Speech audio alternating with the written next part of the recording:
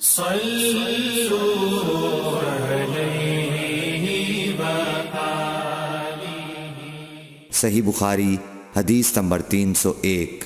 حضرت عائشہ رضی اللہ تعالی عنہا فرماتی ہیں کہ آپ صلی اللہ علیہ وسلم اپنا سر مبارک میری طرف کر دیتے، اس وقت آپ اعتکاف میں بیٹھے ہوئے ہوتے اور میں حیض کی حالت میں ہونے کے باوجود آپ کا سر مبارک دھو دیتی۔ صحیح بخاری حدیث نمبر 302۔ حضرت عائشہ رضی اللہ تعالی عنہا نے فرمایا، ہم ازواج میں سے کوئی جب حائضہ ہوتی اس حالت میں رسول اللہ صلی اللہ علیہ وسلم اگر مباشرت کا ارادہ کرتے آپ ازار باندھنے کا حکم دے دیتے باوجود حیض کی زیادتی کے، پھر بدن سے بدن ملاتے۔ آپ نے کہا، تم میں ایسا کون ہے جو نبی کریم صلی اللہ علیہ وسلم کی طرح اپنی شہوت پر قابو رکھتا ہو؟ صحیح بخاری حدیث نمبر 303۔ نبی کریم صلی اللہ علیہ وسلم اپنی بیویوں میں سے کسی سے مباشرت کرنا چاہتے اور وہ حائضہ ہوتی تو آپ کے حکم سے وہ پہلے ازار باندھ لیتیں۔ صحیح بخاری حدیث نمبر 304۔ رسول کریم صلی اللہ علیہ وسلم عید الاضحیٰ یا عید الفطر میں عیدگاہ تشریف لے گئے۔ وہاں آپ عورتوں کے پاس سے گزرے اور فرمایا، اے عورتوں کی جماعت، صدقہ کرو کیونکہ میں نے جہنم میں زیادہ تم ہی کو دیکھا ہے۔ انہوں نے کہا، یا رسول اللہ صلی اللہ علیہ وسلم، ایسا کیوں؟ آپ نے فرمایا کہ تم لعن طعن بہت کرتی ہو اور شوہر کی ناشکری کرتی ہو، باوجود عقل اور دین میں ناقص ہونے کے میں نے تم سے زیادہ کسی کو بھی ایک عقل مند اور تجربہ کار آدمی کو دیوانہ بنا دینے والا نہیں دیکھا۔ عورتوں نے عرض کی کہ ہمارے دین اور ہماری عقل میں نقصان کیا ہے یا رسول اللہ؟ آپ نے فرمایا، کیا عورت کی گواہی مرد کی گواہی سے نصف نہیں ہے؟ انہوں نے کہا، جی ہے۔ آپ نے فرمایا، بس یہی اس کی عقل کا نقصان ہے۔ پھر آپ نے پوچھا، کیا ایسا نہیں ہے کہ جب عورت حائضہ ہو تو نہ نماز پڑھ سکتی ہے نہ روزہ رکھ سکتی ہے؟ عورتوں نے کہا، ایسا ہی ہے۔ آپ نے فرمایا کہ یہی اس کے دین کا نقصان ہے۔ صحیح بخاری حدیث نمبر 305۔ حضرت عائشہ رضی اللہ تعالی عنہا نے فرمایا کہ ہم رسول اللہ صلی اللہ علیہ وسلم کے ساتھ حج کے لیے اس طرح نکلے کہ ہماری زبانوں پر حج کے علاوہ اور کوئی ذکر ہی نہ تھا۔ جب ہم مقام صرف پہنچے تو مجھے حیض آ گیا۔ اس غم سے میں رو رہی تھی کہ نبی صلی اللہ علیہ وسلم تشریف لائے۔ آپ نے پوچھا، کیوں رو رہی ہو؟ میں نے کہا، کاش میں اس سال حج کا ارادہ ہی نہ کرتی۔ آپ نے فرمایا، شاید تمہیں حیض آ گیا ہے۔ میں نے کہا، جی ہاں۔ آپ نے فرمایا، یہ چیز تو اللہ تعالیٰ نے آدم کی بیٹیوں کے لیے مقرر کر دی ہے، اس لیے تم جب تک پاک نہ ہو جاؤ طواف بیت اللہ کے علاوہ حاجیوں کی طرح تمام کام انجام دو۔ صحیح بخاری حدیث نمبر 306۔ فاطمہ ابی حبیش کی بیٹی نے رسول کریم صلی اللہ علیہ وسلم سے کہا کہ یا رسول اللہ صلی اللہ علیہ وسلم، میں تو پاک ہی نہیں ہوتی، تو کیا میں نماز بالکل چھوڑ دوں؟ حضور صلی اللہ علیہ وسلم نے فرمایا کہ یہ رگ کا خون ہے، حیض نہیں، اس لیے جب حیض کے دن جن میں کبھی پہلے تمہیں عادتاً حیض آیا کرتا تھا آئیں تو نماز چھوڑ دے، اور جب اندازے کے مطابق وہ دن گزر جائیں تو خون دھو ڈال اور نماز پڑھ۔ صحیح بخاری حدیث نمبر 307۔ ایک عورت نے رسول کریم صلی اللہ علیہ وسلم سے سوال کیا۔ اس نے پوچھا کہ یا رسول اللہ، آپ ایک ایسی عورت کے متعلق کیا فرماتے ہیں جس کے کپڑے پر حیض کا خون لگ گیا ہو؟ تو رسول اللہ صلی اللہ علیہ وسلم نے فرمایا کہ اگر کسی عورت کے کپڑے پر حیض کا خون لگ جائے تو چاہیے کہ اسے رگڑ ڈالے، اس کے بعد اسے پانی سے دھوئے، پھر اس کپڑے میں نماز پڑھ لے۔ صحیح بخاری حدیث نمبر 308۔ حضرت عائشہ رضی اللہ تعالی عنہا نے فرمایا کہ ہمیں حیض آتا تو کپڑے کو پاک کرتے وقت ہم خون کو مل دیتے، پھر اس جگہ کو دھو لیتی اور تمام کپڑے پر پانی بہا دیتیں اور اسے پہن کر نماز پڑھتیں۔ صحیح بخاری حدیث نمبر 309۔ نبی کریم صلی اللہ علیہ وسلم کے ساتھ آپ کی بعض ازواج نے اعتکاف کیا، حالانکہ وہ مستحاضہ تھیں اور انہیں خون آتا تھا، اس لیے خون کی وجہ سے تشت اکثر اپنے نیچے رکھ لیتیں۔ اور اکرمہ نے کہا کہ عائشہ رضی اللہ تعالی عنہا نے قسم کا پانی دیکھا تو فرمایا یہ تو ایسا ہی معلوم ہوتا ہے جیسے فلاں صاحبہ کو استحاضہ کا خون آتا تھا۔ صحیح بخاری حدیث نمبر 310۔ حضرت عائشہ رضی اللہ تعالی عنہا نے فرمایا کہ رسول اللہ صلی اللہ علیہ وسلم کے ساتھ آپ کی ازواج میں سے ایک نے اعتکاف کیا، وہ خون اور زردی نکلتے دیکھتیں، تشت ان کے نیچے ہوتا اور نماز ادا کرتی تھیں۔ صحیح بخاری حدیث نمبر 311۔ حضرت عائشہ رضی اللہ تعالی عنہا نے فرمایا کہ بعض امہات المومنین نے اعتکاف کیا حالانکہ وہ مستحاضہ تھیں۔ صحیح بخاری حدیث نمبر 312۔ عبداللہ بن ابی نجیح نے مجاہد سے کہا کہ حضرت عائشہ رضی اللہ تعالی عنہا نے فرمایا کہ ہمارے پاس صرف ایک کپڑا ہوتا تھا جسے ہم حیض کے وقت پہنتی تھیں، جب اس میں خون لگ جاتا تو اس پر تھوک ڈال لیتیں اور پھر اسے ناخنوں سے مسل دیتیں۔ صحیح بخاری حدیث نمبر 313۔ ہم سے عبداللہ بن عبد الوہاب نے بیان کیا، انہوں نے کہا ہم سے حماد بن زیب نے ایوب سختیانی سے، انہوں نے حفصہ سے، وہ ام عطیہ سے۔ آپ نے فرمایا کہ ہمیں کسی میت پر 3 دن سے زیادہ سوگ کرنے سے منع کیا جاتا تھا، لیکن شوہر کی موت پر 4 مہینے 10 دن کے سوگ کا حکم تھا۔ ان دنوں میں ہم نہ سرما لگاتی، نہ خوشبو، اور عصب یمن کی بنی ہوئی ایک چادر جو رنگین بھی ہوتی تھی کے علاوہ کوئی رنگین کپڑا ہم استعمال نہیں کرتی تھیں، اور ہمیں عدت کے دنوں میں حیض کے غسل کے بعد قصد اظفار استعمال کرنے کی اجازت تھی، اور ہمیں جنازے کے پیچھے چلنے سے منع کیا جاتا تھا۔ اس حدیث کو حشام بن حسان نے حفصہ سے، انہوں نے ام عطیہ سے، انہوں نے نبی کریم صلی اللہ علیہ وسلم سے روایت کیا ہے۔ صحیح بخاری حدیث نمبر 314۔ حضرت عائشہ رضی اللہ تعالی عنہا نے فرمایا کہ ایک انصاریہ عورت نے رسول اللہ صلی اللہ علیہ وسلم سے پوچھا کہ میں حیض کا غسل کیسے کروں؟ آپ نے فرمایا کہ مشک میں بسا ہوا کپڑا لے کر اس سے پاکی حاصل کر۔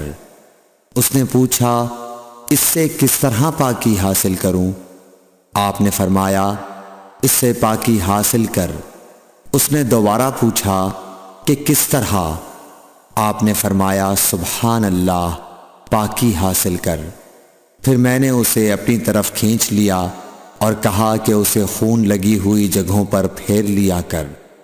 صحیح بخاری حدیث نمبر 315۔ حضرت عائشہ رضی اللہ تعالی عنہا نے بیان کیا کہ انصاریہ عورت نے رسول اللہ صلی اللہ علیہ وسلم سے پوچھا کہ میں حیض کا غسل کیسے کروں؟ آپ نے فرمایا کہ ایک مشک میں بسا ہوا کپڑا لے اور پاکی حاصل کر۔ یہ آپ نے 3 دفعہ فرمایا۔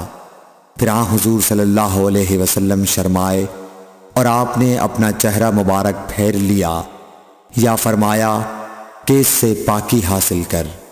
پھر میں نے انہیں پکڑ کر کھینچ لیا اور نبی کریم صلی اللہ علیہ وسلم جو بات کہنا چاہتے تھے وہ میں نے اسے سمجھائی۔ صحیح بخاری حدیث نمبر 316۔ حضرت عائشہ رضی اللہ تعالی عنہا نے بتلایا کہ میں نے نبی کریم صلی اللہ علیہ وسلم کے ساتھ حجۃ الوداع کیا۔ میں تمتع کرنے والوں میں تھی اور ہدی یعنی قربانی کا جانور اپنے ساتھ نہیں لے گئی تھی۔ حضرت عائشہ رضی اللہ تعالی عنہا نے اپنے متعلق بتایا کہ پھر وہ حائضہ ہو گئیں اور عرفہ کی رات آ گئی اور ابھی تک وہ پاک نہیں ہوئی تھیں اس لیے انہوں نے رسول اللہ صلی اللہ علیہ وسلم سے کہا کہ حضور آج عرفہ کی رات ہے اور میں عمرے کی نیت کر چکی تھی۔ رسول اللہ صلی اللہ علیہ وسلم نے فرمایا کہ اپنے سر کو کھول ڈال اور کنگاہ کر اور عمرے کو چھوڑ دے۔ میں نے ایسا ہی کیا، پھر میں نے حج پورا کر لیا اور لیلۃ الحصبہ میں عبد الرحمن بن ابو بکر کو حضور صلی اللہ علیہ وسلم نے حکم دیا وہ مجھے اس عمرے کے بدلے میں جس کی نیت میں نے کی تھی تنعیم سے دوسرا عمرہ کرا لائے۔ صحیح بخاری حدیث نمبر 317۔ حضرت عائشہ رضی اللہ تعالی عنہا نے فرمایا ہم ذی الحجہ کا چاند دیکھتے ہی نکلے۔ رسول کریم صلی اللہ علیہ وسلم نے فرمایا کہ جس کا دل چاہے تو اسے عمرے کا احرام باندھ لینا چاہیے، کیونکہ اگر میں حدیث ساتھ نہ لاتا تو میں بھی عمرے کا احرام باندھتا۔ اس پر بعض صحابہ نے عمرے کا احرام باندھا اور بعض نے حج کا۔ میں بھی ان لوگوں میں سے تھی جنہوں نے عمرے کا احرام باندھا تھا، مگر عرفہ کا دن آ گیا اور میں حیض کی حالت میں تھی۔ میں نے نبی کریم صلی اللہ علیہ وسلم سے اس کے متعلق شکایت کی تو آپ نے فرمایا کہ عمرہ چھوڑ اور اپنا سر کھول اور کنگاہ کر اور حج کا احرام باندھ لے۔ میں نے ایسا ہی کیا، یہاں تک کہ جب حصبہ کی رات آئی تو رسول اللہ صلی اللہ علیہ وسلم نے میرے ساتھ میرے بھائی عبد الرحمن بن ابی بکر کو بھیجا۔ میں تنعیم گئی اور وہاں سے اپنے عمرے کے بدلے دوسرے عمرے کا احرام باندھا۔ حشام نے کہا کہ ان میں سے کسی بات کی وجہ سے بھی نہ حدی واجب ہوئی اور نہ روزہ اور نہ صدقہ۔ تنعیم حد حرم سے قریب 3 میل دور ایک مقام کا نام ہے۔ صحیح بخاری حدیث نمبر 318۔ حضرت انس بن مالک رضی اللہ تعالیٰ عنہ سے روایت ہے نبی کریم صلی اللہ علیہ وسلم نے فرمایا کہ رحم مادر میں اللہ تعالیٰ نے ایک فرشتہ مقرر کیا ہے، وہ کہتا ہے اے رب اب یہ نطفہ ہے، اے رب اب یہ علقہ ہو گیا ہے، اے رب اب یہ مضغہ ہو گیا ہے۔ پھر جب خدا چاہتا ہے کہ اس کی خلقت پوری کرے تو کہتا ہے کہ مذکر یا مؤنث، بدبخت یا نیک بخت، روزی کتنی مقدر ہے اور عمر کتنی۔ پس ماں کے پیٹ ہی میں یہ تمام باتیں فرشتہ لکھ دیتا ہے۔ صحیح بخاری حدیث نمبر 319۔ حضرت عائشہ رضی اللہ تعالی عنہا فرماتی ہیں کہ ہم نبی کریم صلی اللہ علیہ وسلم کے ساتھ حجۃ الوداع کے سفر میں نکلے۔ ہم میں سے بعض نے عمرے کا احرام باندھا اور بعض نے حج کا۔ پھر ہم مکہ آئے اور حضرت صلی اللہ علیہ وسلم نے فرمایا کہ جس نے عمرے کا احرام باندھا ہو اور حدی ساتھ نہ لایا ہو تو وہ حلال ہو جائے، اور جس نے عمرے کا احرام باندھا ہو اور وہ حدی بھی ساتھ لایا ہو تو وہ حدی کی قربانی سے پہلے حلال نہ ہوگا، اور جس نے حج کا احرام باندھا ہو تو اسے حج پورا کرنا چاہیے۔ عائشہ نے کہا کہ میں حائضہ ہو گئی اور عرفہ کا دن آ گیا، میں نے صرف عمرے کا احرام باندھا تھا، مجھے نبی کریم صلی اللہ علیہ وسلم نے حکم دیا کہ میں اپنا سر کھول لوں، کنگاہ کر لوں اور حج کا احرام باندھ لوں اور عمرہ چھوڑ دوں۔ میں نے ایسا ہی کیا اور اپنا حج پورا کر لیا۔ پھر میرے ساتھ حضرت صلی اللہ علیہ وسلم نے عبد الرحمن بن ابی بکر کو بھیجا اور مجھ سے فرمایا کہ میں اپنے چھوٹے ہوئے عمرے کے عوض تنعیم سے دوسرا عمرہ کر لوں۔ صحیح بخاری حدیث نمبر 320۔ عبداللہ بن محمد مسندی نے بیان کیا، کہا ہم سے سفیان بن عینیہ نے حشام بن عروہ سے، وہ اپنے باپ سے، وہ حضرت عائشہ رضی اللہ تعالی عنہا سے کہ فاطمہ بنت ابی حبیش کو استحاضہ کا خون آیا کرتا تھا، تو انہوں نے نبی کریم صلی اللہ علیہ وسلم سے اس کے متعلق پوچھا۔ آپ نے فرمایا کہ یہ رگ کا خون ہے اور حیض نہیں ہے۔ اس لیے جب حیض کے دن آئیں تو نماز چھوڑ دیا کر، اور جب حیض کے دن گزر جائیں تو غسل کر کے نماز پڑھ لیا کر۔ صحیح بخاری حدیث نمبر 321۔ معاذہ بنت عبداللہ نے کہا کہ ایک عورت نے عائشہ رضی اللہ تعالی عنہا سے پوچھا کہ جس زمانے میں ہم پاک رہتے ہیں حیض سے، کیا ہمارے لیے اسی زمانے کی نماز کافی ہے؟ اس پر عائشہ رضی اللہ تعالی عنہا نے فرمایا کہ کیا تم حروریہ ہو؟ ہم نبی کریم صلی اللہ علیہ وسلم کے زمانے میں حائضہ ہوتی تھیں اور آپ ہمیں نماز کا حکم نہیں دیتے تھے، یا حضرت عائشہ رضی اللہ تعالی عنہا نے یہ فرمایا کہ ہم نماز نہیں پڑھتی تھیں۔ صحیح بخاری حدیث نمبر 322۔ زینب بنت ابی سلمہ سے روایت ہے، انہوں نے بیان کیا کہ ام سلمہ رضی اللہ عنہا نے فرمایا کہ میں نبی کریم صلی اللہ علیہ وسلم کے ساتھ چادر میں لیٹی ہوئی تھی کہ مجھے حیض آ گیا، اس لیے میں چپکے سے نکل آئی اور اپنے حیض کے کپڑے پہن لیے۔ رسول کریم صلی اللہ علیہ وسلم نے فرمایا، کیا تمہیں حیض آ گیا ہے؟ میں نے کہا جی ہاں۔ پھر مجھے آپ نے بلا لیا اور اپنے ساتھ چادر میں داخل کر لیا۔ زینب نے کہا کہ مجھ سے ام سلمہ نے بیان کیا کہ نبی کریم صلی اللہ علیہ وسلم روزے سے ہوتے اور اسی حالت میں ان کا بوسہ لیتے، اور میں نے اور نبی کریم صلی اللہ علیہ وسلم نے ایک ہی برتن میں جنابت کا غسل کیا۔ صحیح بخاری حدیث نمبر 323۔ زینب بنت ابی سلمہ سے روایت ہے کہ ام سلمہ نے بتلایا کہ میں نبی کریم صلی اللہ علیہ وسلم کے ساتھ ایک چادر میں لیٹی ہوئی تھی کہ مجھے حیض آ گیا۔ میں چپکے سے چلی گئی اور حیض کے کپڑے بدل لیے۔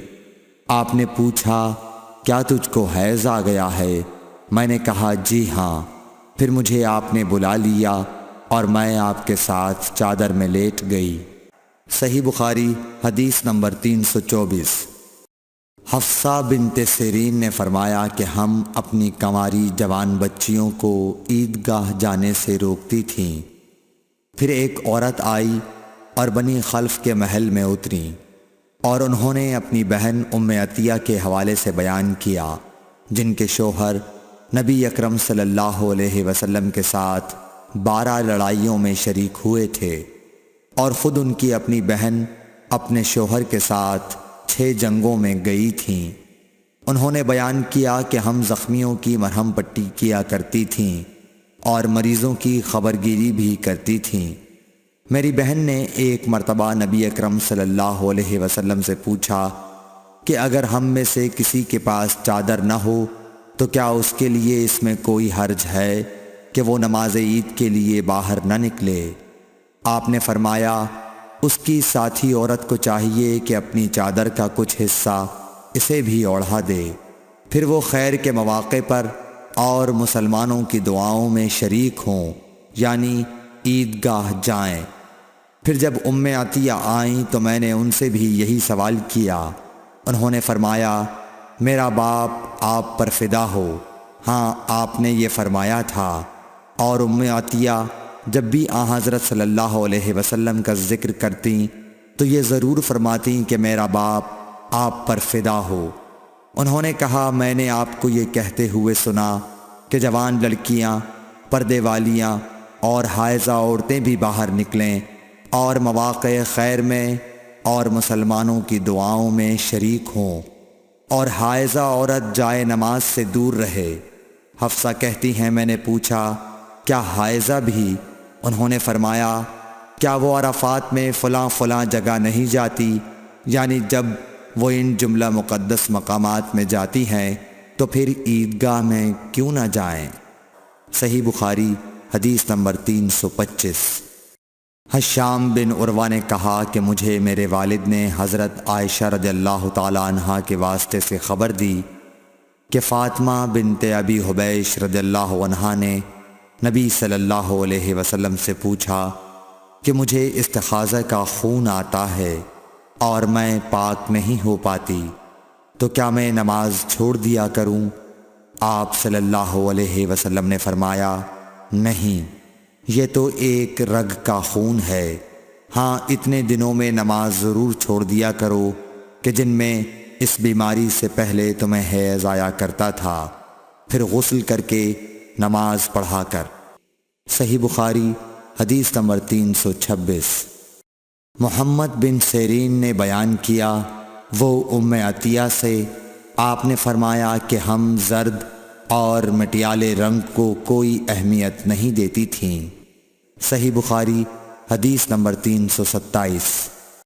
حضرت عائشہ رضی اللہ تعالی عنہا سے، جو حضرت صلی اللہ علیہ وسلم کی بیوی ہیں، روایت ہے کہ ام حبیبہ 7 سال تک مستحاضہ رہیں۔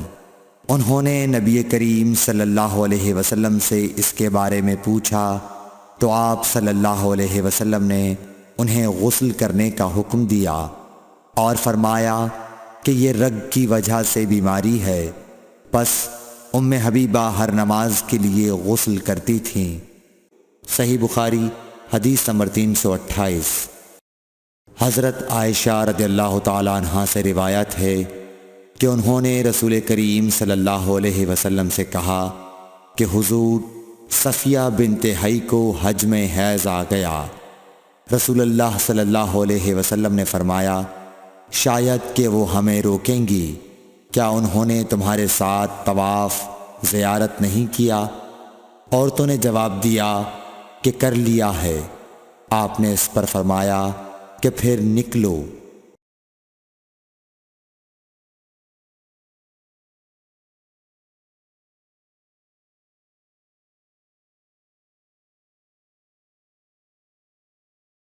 صحیح بخاری حدیث نمبر 331۔ حضرت عائشہ رضی اللہ تعالی عنہا فرماتی ہیں کہ نبی کریم صلی اللہ علیہ وسلم نے فرمایا کہ جب حیض کا زمانہ آئے تو نماز چھوڑ دے، اور جب یہ زمانہ گزر جائے تو خون کو دھو اور نماز پڑھ۔ صحیح بخاری حدیث نمبر 332۔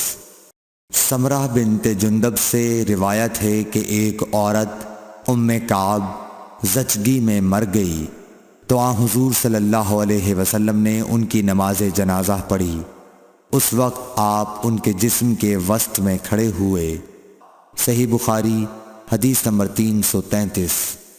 عبداللہ بن شداد نے کہا کہ میں نے اپنی خالہ میمونہ رضی اللہ تعالی عنہا سے، جو نبی کریم صلی اللہ علیہ وسلم کی زوجہ مطہرہ تھیں، سنا کہ میں حائضہ ہوتی تو نماز نہیں پڑھتی تھی، اور یہ کہ آپ رسول اللہ صلی اللہ علیہ وسلم کے گھر میں نماز پڑھنے کی جگہ کے قریب لیٹی ہوتی تھیں، اور یہ کہ آپ رسول اللہ صلی اللہ علیہ وسلم کے گھر میں نماز پڑھنے کی جگہ کے قریب لیٹی ہوتی تھیں۔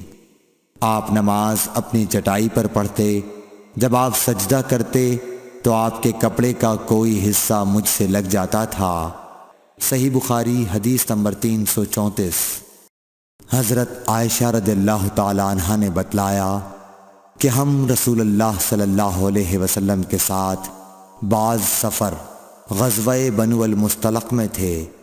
جب ہم مقام بیدا یا ذات الجیش پر پہنچے تو میرا ایک ہار کھو گیا۔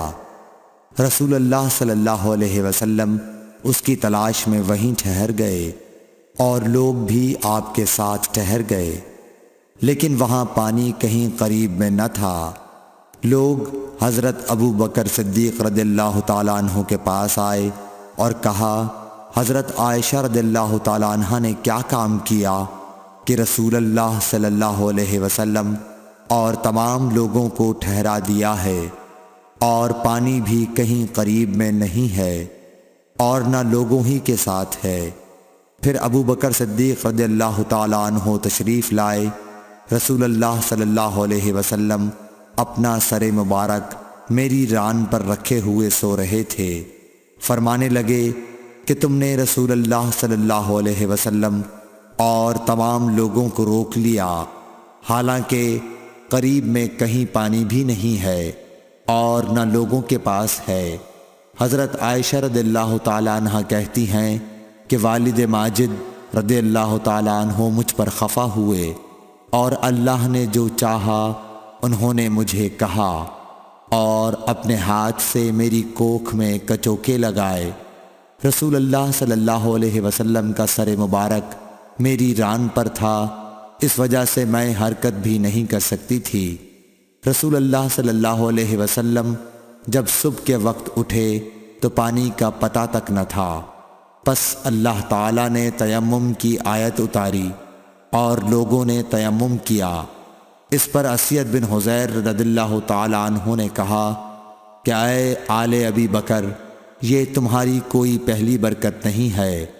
عائشہ رضی اللہ تعالیٰ عنہ نے فرمایا پھر ہم نے اس اونٹ کو ہٹایا جس پر میں سوار تھی تو ہار اسی کے نیچے مل گیا۔ صحیح بخاری حدیث نمبر 335۔ جابر بن عبداللہ نے خبر دی کہ نبی صلی اللہ علیہ وسلم نے فرمایا مجھے 5 چیزیں ایسی دی گئی ہیں جو مجھ سے پہلے کسی کو نہیں دی گئی تھیں۔ 1 مہینے کی مسافت سے رعب کے ذریعے میری مدد کی گئی ہے اور تمام زمین میرے لیے سجدہ گاہ اور پاکی کے لائق بنائی گئی۔ پس میری امت کا جو انسان نماز کے وقت کو جہاں بھی پالے اسے وہاں ہی نماز ادا کر لینی چاہیے، اور میرے لیے غنیمت کا مال حلال کیا گیا ہے، مجھ سے پہلے یہ کسی کے لیے بھی حلال نہ تھا، اور مجھے شفاعت عطا کی گئی، اور تمام انبیاء اپنی اپنی قوم کے لیے مبعوث ہوتے تھے، لیکن میں تمام انسانوں کے لیے عام طور پر نبی بنا کر بھیجا گیا ہوں۔ صحیح بخاری حدیث نمبر 336۔ حشام بن عروہ نے اپنے والد سے روایت کیا، وہ حضرت عائشہ رضی اللہ تعالیٰ عنہ سے، کہ انہوں نے حضرت اسماء سے ہار مانگ کر پہن لیا تھا، وہ گم ہو گیا۔ رسول اللہ صلی اللہ علیہ وسلم نے ایک آدمی کو اس کی تلاش کے لیے بھیجا جسے وہ مل گیا۔ پھر نماز کا وقت آ پہنچا اور لوگوں کے پاس جو ہار کی تلاش میں گئے تھے پانی نہیں تھا۔ لوگوں نے نماز پڑھ لی اور رسول اللہ صلی اللہ علیہ وسلم سے اس کے متعلق شکایت کی۔ پس خداوند تعالیٰ نے تیمم کی آیت اتاری، جسے سن کر اسید بن حذیر نے حضرت عائشہ رضی اللہ تعالیٰ عنہا سے کہا آپ کو اللہ بہترین بدلہ دے، واللہ جب بھی آپ کے ساتھ کوئی ایسی بات پیش آئی جس سے آپ کو تکلیف ہوئی تو اللہ تعالیٰ نے آپ کے لیے اور تمام مسلمانوں کے لیے اس میں خیر پیدا فرما دی۔ صحیح بخاری حدیث نمبر 337۔ ابن عباس رضی اللہ تعالیٰ عنہ کے غلام عمیر بن عبداللہ نے کہا کہ میں اور عبداللہ بن یسار جو کہ حضرت میمونہ رضی اللہ تعالیٰ عنہا زوجہ نبی کریم صلی اللہ علیہ وسلم کے غلام تھے، ابو جہیم بن حارث بن سما انصاری صحابی کے پاس آئے۔ انہوں نے بیان کیا کہ نبی کریم صلی اللہ علیہ وسلم بار جمل کی طرف سے تشریف لا رہے تھے۔ راستے میں ایک شخص نے آپ کو سلام کیا، یعنی خود اسی ابو جہیم نے، لیکن آپ نے جواب نہیں دیا۔ پھر آپ دیوار کے قریب آئے اور اپنے چہرے اور ہاتھوں کا مسح کیا، پھر ان کے سلام کا جواب دیا۔ صحیح بخاری حدیث نمبر 338۔ ایک شخص عمر بن خطاب کے پاس آیا اور عرض کی کہ مجھے غسل کی حاجت ہو گئی اور پانی نہیں ملا، تو میں اب کیا کروں؟ اس پر عمار بن یاسر رضی اللہ تعالیٰ عنہ نے حضرت عمر بن خطاب رضی اللہ تعالیٰ عنہ سے کہا کیا آپ کو یاد نہیں جب میں اور آپ سفر میں تھے ہم دونوں جنبی ہو گئے، آپ نے تو نماز نہیں پڑھی لیکن میں نے زمین پر لوٹ پوٹ لیا اور نماز پڑھ لی۔ پھر میں نے نبی کریم صلی اللہ علیہ وسلم سے اس کا ذکر کیا تو آپ نے فرمایا کہ تجھے بس اتنا ہی کافی تھا، اور آپ نے اپنے دونوں ہاتھ زمین پر مارے، پھر انہیں پھونکا اور دونوں سے چہرے اور پہنچوں کا مسح کیا۔ صحیح بخاری حدیث نمبر 339۔ عمار بن یاسر نے یہ واقعہ بیان کیا جو پہلے گزر چکا، اور شعبہ نے اپنے ہاتھوں کو زمین پر مارا، پھر انہیں اپنے منہ کے قریب کر لیا اور پھونکا، پھر ان سے اپنے چہرے اور پونچھوں کا مسح کیا۔ اور نضر بن شمیل نے بیان کیا کہ مجھے شعبہ نے خبر دی حکم سے کہ میں نے زر بن عبداللہ سے سنا، وہ سعید بن عبد الرحمن بن ابزہ کے حوالے سے حدیث روایت کرتے تھے۔ حکم نے کہا کہ میں نے یہ حدیث ابن عبد الرحمن بن ابزہ سے سنی، وہ اپنے والد کے حوالے سے بیان کرتے تھے کہ عمار نے کہا جو پہلے مذکور ہوا۔ صحیح بخاری حدیث نمبر 340۔ ابن عبد الرحمن بن ابزہ سے روایت ہے، وہ اپنے والد سے کہ وہ حضرت عمر رضی اللہ تعالیٰ عنہ کی خدمت میں حاضر تھے، اور حضرت عمار رضی اللہ تعالیٰ عنہ نے ان سے کہا کہ ہم ایک لشکر میں گئے ہوئے تھے، پس ہم دونوں جنبی ہو گئے، اور اس میں ہے کہ بجائے نفخہ فیہما کے انہوں نے تفل فیہما کہا۔ بسم اللہ الرحمن الرحیم۔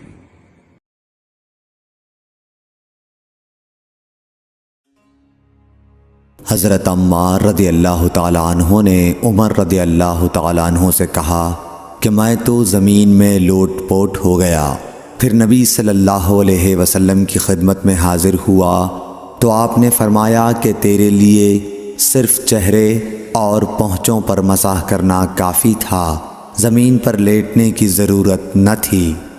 صحیح بخاری حدیث نمبر 341۔ عبد الرحمن بن ابزہ نے کہا کہ میں حضرت عمر رضی اللہ تعالیٰ عنہ کی خدمت میں موجود تھا کہ عمار رضی اللہ تعالیٰ عنہ نے ان سے کہا، پھر انہوں نے پوری حدیث بیان کی۔ صحیح بخاری حدیث نمبر 342۔ عبد الرحمن بن ابزہ نے اپنے والد سے حضرت عمار رضی اللہ تعالیٰ عنہ نے بیان کیا، پس نبی کریم صلی اللہ علیہ وسلم نے اپنے ہاتھوں کو زمین پر مارا اور اس سے اپنے چہرے اور پونچھوں کا مسح کیا۔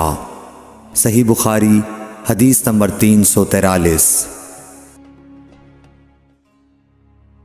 ابو رجا نے عمران کے حوالے سے کہا کہ ہم نبی کریم صلی اللہ علیہ وسلم کے ساتھ ایک سفر میں تھے کہ ہم رات بھر چلتے رہے، اور جب رات کا آخری حصہ آیا تو ہم نے پڑاؤ ڈالا، اور مسافر کے لیے اس وقت کے پڑاؤ سے زیادہ مرغوب اور کوئی چیز نہیں ہوتی۔ پھر ہم اس طرح غافل ہو کر سو گئے کہ ہمیں سورج کی گرمی کے سوا کوئی چیز بیدار نہ کر سکی۔ سب سے پہلے بیدار ہونے والا شخص فلاں تھا، پھر فلاں، پھر فلاں۔ ابو رجا نے سب کے نام لیے، لیکن اوف کو یہ نام یاد نہیں رہے۔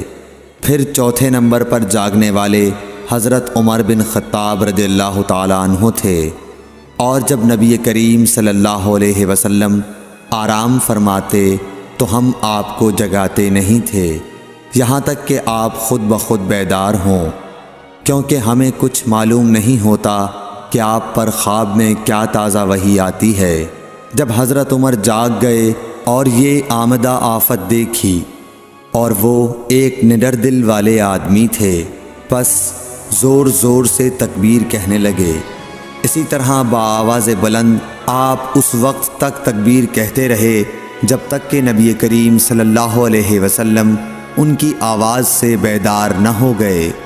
تو لوگوں نے پیش آمدہ آفت مصیبت کے متعلق آپ صلی اللہ علیہ وسلم سے شکایت کی۔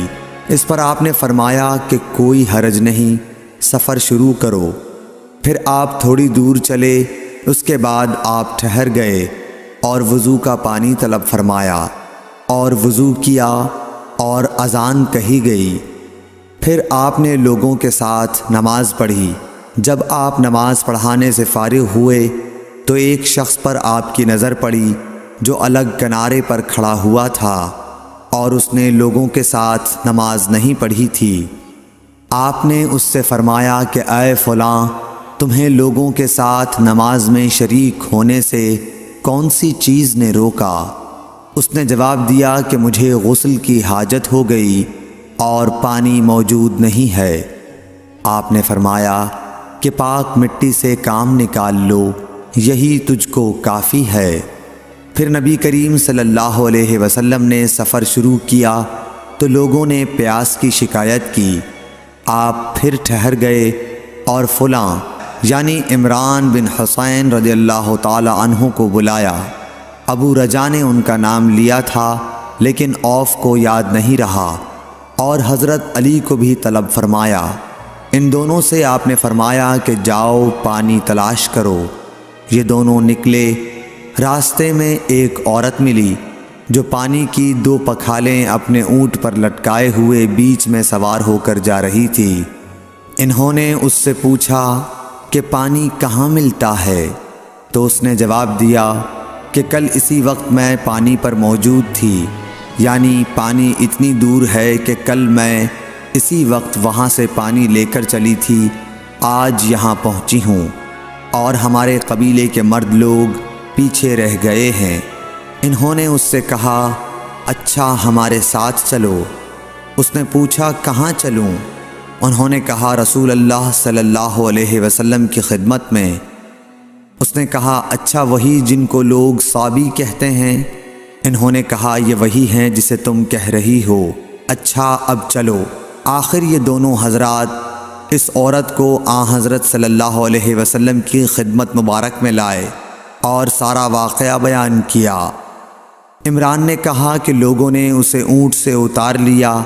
پھر نبی کریم صلی اللہ علیہ وسلم نے ایک برتن طلب فرمایا اور دونوں پکھالوں یا مشکیزوں کے منہ اس برتن میں کھول دیے، پھر ان کا اوپر کا منہ بند کر دیا، اس کے بعد نیچے کا منہ کھول دیا، اور تمام لشکریوں میں منادی کر دی گئی کہ خود بھی سیر ہو کر پانی پئیں اور اپنے تمام جانوروں وغیرہ کو بھی پلا لیں۔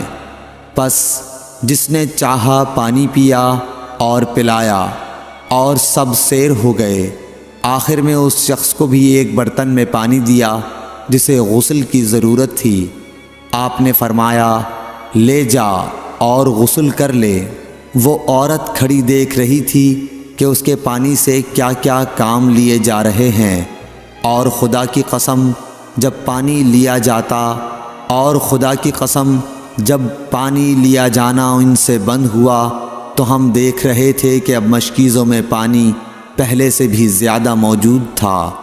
پھر نبی کریم صلی اللہ علیہ وسلم نے فرمایا کہ کچھ اس کے لیے کھانے کی چیز جمع کرو۔ لوگوں نے اس کے لیے عمدہ قسم کی کھجور، اجوا، آٹا اور ستو اکٹھا کیا، یہاں تک کہ بہت سارا کھانا اس کے لیے جمع ہو گیا، تو اسے لوگوں نے ایک کپڑے میں رکھا اور عورت کو اونٹ پر سوار کر کے اس کے سامنے وہ کپڑا رکھ دیا۔ رسول اللہ صلی اللہ علیہ وسلم نے اس سے فرمایا کہ تمہیں معلوم ہے کہ ہم نے تمہارے پانی میں کوئی کمی نہیں کی ہے، لیکن اللہ تعالیٰ نے ہمیں سیراب کر دیا۔ پھر وہ اپنے گھر آئی، دیر کافی ہو چکی تھی، اس لیے گھر والوں نے پوچھا کہ اے فلانی کیوں اتنی دیر ہوئی؟ اس نے کہا ایک عجیب بات ہوئی، وہ یہ کہ مجھے 2 آدمی ملے اور وہ مجھے اس شخص کے پاس لے گئے جسے لوگ صابی کہتے ہیں۔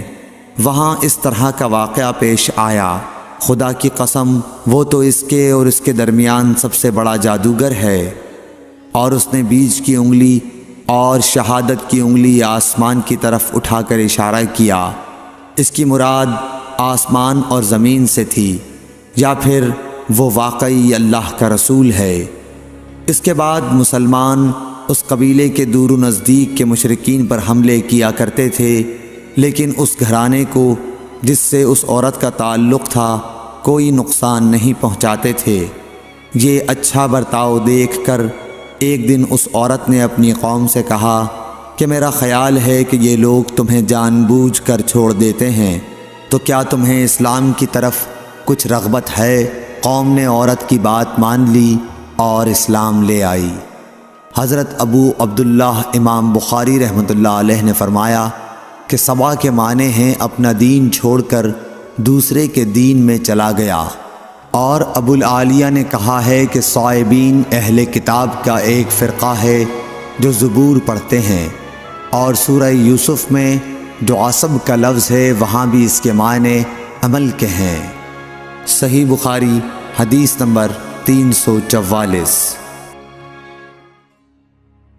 ابو موسیٰ نے عبداللہ بن مسعود سے کہا کہ اگر غسل کی حاجت ہو اور پانی نہ ملے تو کیا نماز نہ پڑھی جائے؟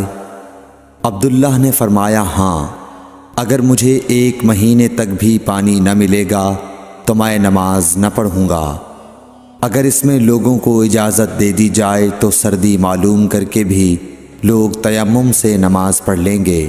ابو موسیٰ کہتے ہیں کہ میں نے کہا کہ پھر حضرت عمر رضی اللہ تعالیٰ عنہ کے سامنے حضرت عمار رضی اللہ تعالیٰ عنہ کے قول کا کیا جواب ہوگا؟ بولے کہ مجھے تو نہیں معلوم ہے کہ عمر رضی اللہ تعالیٰ عنہ عمار رضی اللہ تعالیٰ عنہ کی بات سے مطمئن ہو گئے تھے۔ صحیح بخاری حدیث نمبر 345۔ ابو موسیٰ نے پوچھا کہ ابو عبد الرحمن، آپ کا کیا خیال ہے کہ اگر کسی کو غسل کی حاجت ہو اور پانی نہ ملے تو وہ کیا کرے؟ عبداللہ نے فرمایا کہ اسے نماز نہ پڑھنی چاہیے جب تک اسے پانی نہ مل جائے۔ ابو موسیٰ نے کہا کہ پھر عمار کی اس روایت کا کیا ہوگا جبکہ نبی کریم صلی اللہ علیہ وسلم نے ان سے کہا تھا کہ تمہیں صرف ہاتھ اور منہ کا تیمم کافی تھا۔ ابن مسعود نے فرمایا کہ تم عمر کو نہیں دیکھتے کہ وہ عمار کی اس بات پر مطمئن نہیں ہوئے تھے۔ پھر ابو موسیٰ نے کہا کہ اچھا عمار کی بات کو چھوڑو، لیکن اس آیت کا کیا جواب دو گے جس میں جنابت میں تیمم کرنے کی واضح اجازت موجود ہے؟ عبداللہ بن مسعود اس کا کوئی جواب نہ دے سکے، صرف یہ کہا کہ اگر ہم اس کی بھی لوگوں کو اجازت دے دیں تو ان کا حال یہ ہو جائے گا کہ اگر کسی کو پانی ٹھنڈا معلوم ہوا تو اسے چھوڑ دیا کرے گا اور تیمم کر لیا کرے گا۔ اعمش کہتے ہیں کہ میں نے شفیق سے کہا کہ گویا عبداللہ نے اس وجہ سے یہ صورت ناپسند کی تھی، تو انہوں نے جواب دیا کہ ہاں۔ صحیح بخاری حدیث نمبر 346۔ حضرت ابو موسیٰ رضی اللہ تعالی عنہ نے حضرت عبداللہ بن مسعود سے کہا کہ اگر ایک شخص کو غسل کی حاجت ہو اور مہینہ بھر پانی نہ پائے تو کیا وہ تیمم کر کے نماز نہ پڑھے؟ شفیق کہتے ہیں کہ حضرت عبداللہ بن مسعود نے جواب دیا کہ وہ تیمم نہ کرے اگرچہ وہ 1 مہینے تک پانی نہ پائے اور نماز موقوف رکھے۔ ابو موسیٰ نے اس پر کہا کہ پھر سورہ مائدہ کی اس آیت کا کیا مطلب ہوگا؟ اگر تم پانی نہ پاؤ تو پاک مٹی پر تیمم کر لو۔ حضرت عبداللہ بن مسعود بولے کہ اگر لوگوں کو اس کی اجازت دے دی جائے تو جلد ہی یہ حال ہو جائے گا کہ جب ان کو پانی ٹھنڈا معلوم ہوگا تو وہ مٹی سے تیمم ہی کر لیں گے۔ اعمش نے کہا میں نے شفیق سے کہا تو تم نے جنبی کے لیے تیمم اس لیے برا جانا؟ انہوں نے کہا ہاں۔ پھر حضرت ابو موسیٰ اشعری رضی اللہ تعالیٰ عنہ نے فرمایا کہ کیا آپ کو حضرت عمار کا حضرت عمر بن خطاب رضی اللہ تعالیٰ عنہ کے سامنے یہ قول معلوم نہیں کہ مجھے رسول اللہ صلی اللہ علیہ وسلم نے کسی کام کے لیے بھیجا تھا، سفر میں مجھے غسل کی ضرورت ہو گئی لیکن پانی نہیں ملا، اس لیے میں مٹی میں جانور کی طرح لوٹ پوٹ لیا۔ پھر میں نے رسول اللہ صلی اللہ علیہ وسلم سے اس کا ذکر کیا تو آپ نے فرمایا کہ تمہارے لیے صرف اتنا کرنا کافی تھا، اور آپ نے اپنے ہاتھوں کو زمین پر 1 مرتبہ مارا، پھر ان کو جھاڑ کر بائیں ہاتھ سے داہنے کی پشت کو مل لیا، یا بائیں ہاتھ کا داہنے ہاتھ سے مسح کیا، پھر دونوں ہاتھوں سے چہرے کا مسح کیا۔ عبداللہ نے اس کا جواب دیا کہ آپ عمر کو نہیں دیکھتے کہ انہوں نے عمار کی بات پر قناعت نہیں کی تھی، اور یعلی بن عبید نے اعمش کے واسطے سے شفیق سے روایت میں یہ زیادتی کی ہے کہ انہوں نے کہا کہ میں عبداللہ اور ابو موسیٰ کی خدمت میں تھا، اور ابو موسیٰ نے فرمایا تھا کہ آپ نے عمر سے عمار کا یہ قول نہیں سنا کہ رسول اللہ صلی اللہ علیہ وسلم نے مجھے اور آپ کو بھیجا۔ پس مجھے غسل کی حاجت ہو گئی اور میں مٹی میں لوٹ پوٹ لیا۔ پھر میں رات رسول اللہ صلی اللہ علیہ وسلم کی خدمت میں حاضر ہوا اور آپ سے صورتحال کے متعلق ذکر کیا تو آپ نے فرمایا کہ تمہیں صرف اتنا ہی کافی تھا، اور آپ نے چہرے اور ہتھیلیوں کا ایک ہی مرتبہ مسح کیا۔ صحیح بخاری حدیث نمبر 347۔ عمران بن حسین خزائی سے روایت ہے کہ رسول اللہ صلی اللہ علیہ وسلم نے ایک آدمی کو دیکھا کہ الگ کھڑا ہوا ہے اور لوگوں کے ساتھ نماز میں شریک نہیں ہو رہا ہے۔ آپ نے فرمایا کہ اے فلاں، تمہیں لوگوں کے ساتھ نماز پڑھنے سے کس چیز نے روک دیا؟ اس نے عرض کی، یا رسول اللہ، مجھے غسل کی ضرورت ہو گئی اور پانی نہیں ہے۔ آپ نے فرمایا، پھر تم کو پاک مٹی سے تیمم کرنا ضروری تھا، پس وہ تمہارے لیے کافی ہوتا۔ صحیح بخاری حدیث نمبر 348۔ ابو ذر غفاری رضی اللہ تعالی عنہ یہ حدیث بیان کرتے تھے کہ حضرت صلی اللہ علیہ وسلم نے فرمایا کہ میرے گھر کی چھت کھول دی گئی۔ اس وقت میں مکے میں تھا۔ پھر جبرائیل علیہ السلام اترے اور انہوں نے میرا سینہ چاک کیا، پھر اسے زمزم کے پانی سے دھویا، پھر ایک سونے کا تشت لائے جو حکمت اور ایمان سے بھرا ہوا تھا، اس کو میرے سینے میں رکھ دیا، پھر سینے کو جوڑ دیا، پھر میرا ہاتھ پکڑا اور مجھے آسمان کی طرف لے کر چلے۔ جب میں پہلے آسمان پر پہنچا تو جبرائیل علیہ السلام نے آسمان کے داروغہ سے کہا، کھولو۔ اس نے پوچھا، آپ کون ہیں؟ جواب دیا کہ جبرائیل۔ پھر انہوں نے پوچھا، کیا آپ کے ساتھ کوئی اور بھی ہے؟ جواب دیا، ہاں، میرے ساتھ محمد صلی اللہ علیہ وسلم ہیں۔ انہوں نے پوچھا کہ کیا ان کے بلانے کے لیے آپ کو بھیجا گیا تھا؟ کہا، جی ہاں۔ پھر جب انہوں نے دروازہ کھولا تو ہم پہلے آسمان پر چڑھ گئے۔ وہاں ہم نے ایک شخص کو بیٹھے ہوئے دیکھا۔ ان کے داہنی طرف کچھ لوگوں کے جھنڈ تھے اور کچھ جھنڈ بائیں طرف تھے۔ جب وہ اپنی داہنی طرف دیکھتے تو مسکراتے اور جب بائیں طرف نظر کرتے تو روتے۔ انہوں نے مجھے دیکھ کر فرمایا، آؤ، اچھے آئے ہو، صالح نبی اور صالح بیٹے۔ میں نے جبرائیل علیہ السلام سے پوچھا، یہ کون ہیں؟ انہوں نے کہا کہ یہ آدم علیہ السلام ہیں، اور ان کے دائیں بائیں جو جھنڈ ہیں یہ ان کے بیٹوں کی روحیں ہیں۔ جو جھنڈ دائیں طرف ہیں وہ جنتی ہیں، اور بائیں طرف کے جھنڈ دوزخی روحیں ہیں۔ اس لیے جب وہ اپنے دائیں طرف دیکھتے ہیں تو خوشی سے مسکراتے ہیں، اور جب بائیں طرف دیکھتے ہیں تو رنج سے روتے ہیں۔ پھر جبرائیل مجھے لے کر دوسرے آسمان تک پہنچے اور اس کے داروغہ سے کہا کہ کھولو۔ اس آسمان کے داروغہ نے بھی پہلے داروغہ کی طرح پوچھا، پھر کھول دیا۔ حضرت انس رضی اللہ تعالی عنہ نے کہا کہ ابو ذر نے ذکر کیا کہ آپ صلی اللہ علیہ وسلم یعنی نبی صلی اللہ علیہ وسلم نے آسمان پر آدم، ادریس، موسیٰ، عیسیٰ اور ابراہیم علیہ السلام کو موجود پایا، اور ابو ذر نے ہر ایک کا ٹھکانہ نہیں بیان کیا، البتہ اتنا بیان کیا کہ حضور صلی اللہ علیہ وسلم نے حضرت آدم کو پہلے آسمان پر پایا اور حضرت ابراہیم کو چھٹے آسمان پر۔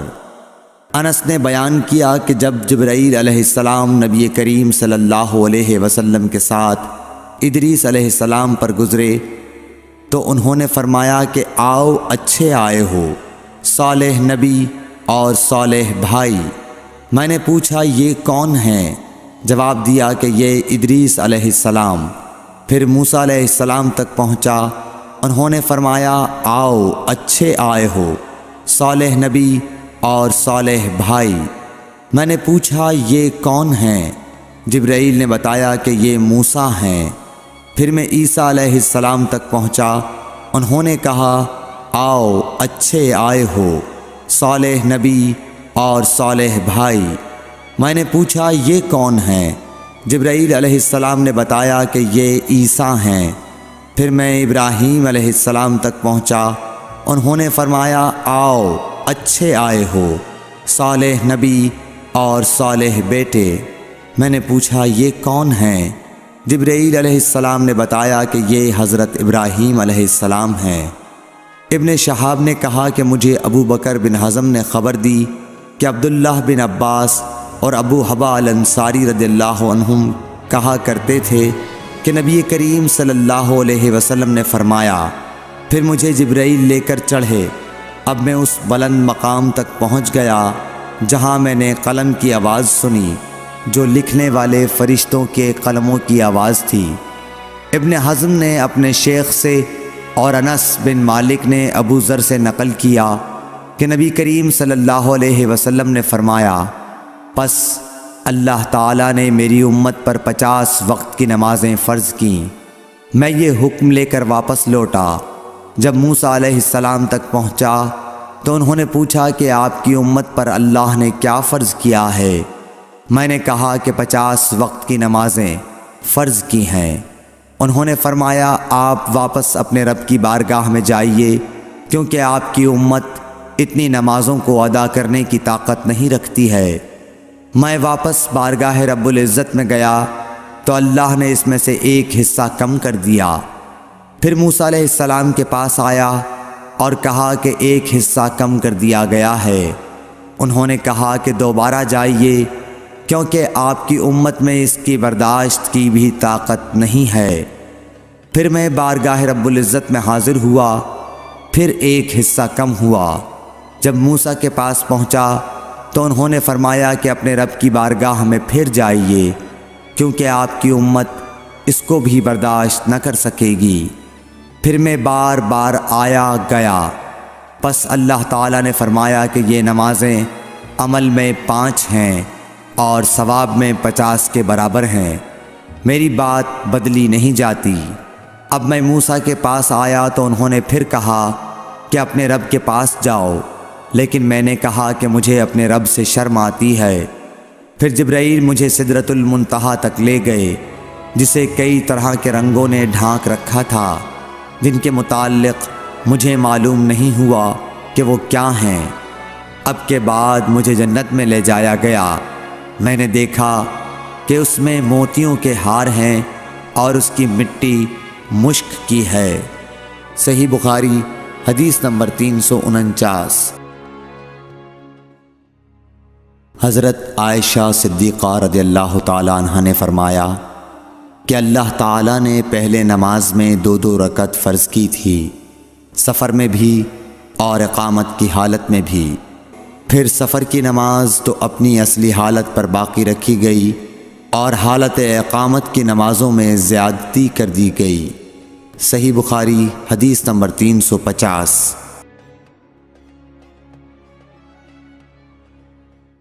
بسم اللہ الرحمن الرحیم۔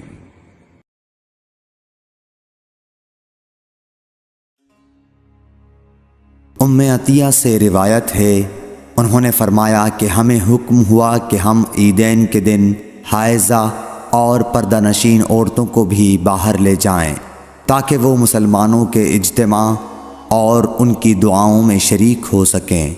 البتہ حائضہ عورتوں کو نماز پڑھنے کی جگہ سے دور رکھیں۔ ایک عورت نے کہا یا رسول اللہ، ہم میں بعض عورتیں ایسی بھی ہوتی ہیں جن کے پاس پردہ کرنے کے لیے چادر نہیں ہوتی۔ آپ نے فرمایا کہ اس کی ساتھی عورت اپنی چادر کا ایک حصہ اسے اوڑھا دے۔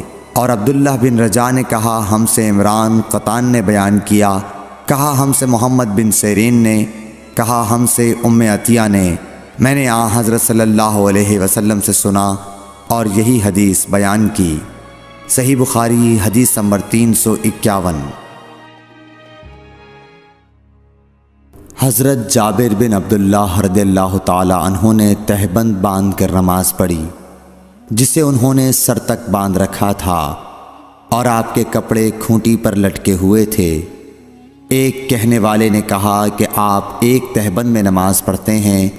آپ نے جواب دیا کہ میں نے ایسا اس لیے کیا کہ تجھ جیسا کوئی احمق مجھے دیکھے۔